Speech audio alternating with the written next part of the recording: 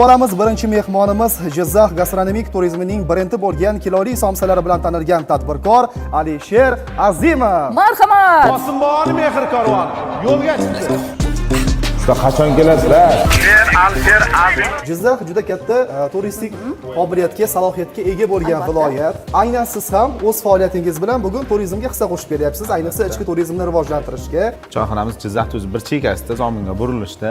Shunda ham ichki turizm kuniga avtobuslar oqimi ko'p. Zominga kelayotgan turistlar kirmasdan o'tmaydi. Instagram bilan ishlaymiz, bilasiz. Jizzax somsasini butun dunyoga tanitishga hissa qo'shib beryapsiz. Ayting, Alisher aka, sizni somsalaringiz qayergacha yetib bordi? Arab amirliklarigacha bordi. Ajoyib. Eng uzog'i Arab davlatlarining 3 ta Arab davlatiga bordim.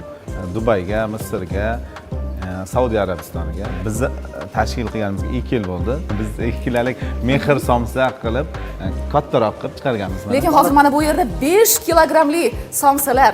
Lekin yaqinda ijtimoiy tarmoqdagi sahifangizda 10 kilogramlik somsa yopib ko'rsatdingiz. Bu haqiqiymidi? Albatta. Shu tandirning ichiga somsa bilan kirib borganman. Kuniga 10-15 ta zakazga ular. Zakazga yopilar. Buyurtma uchun.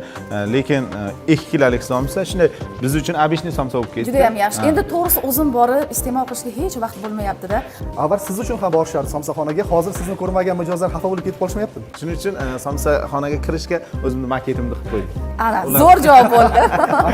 Va albatta ishlaringizda biz rivoj tilaymiz. Chunki nafaqat Jizzaximiz, balki Markaziy Osiyo davlatlari ham sizni qolaversa mana shu ish faoliyatingizdagi Jizzaximiz somsalarini tobora yaxshi ko'rib borishyapti. Ko'z tegmasin deymiz.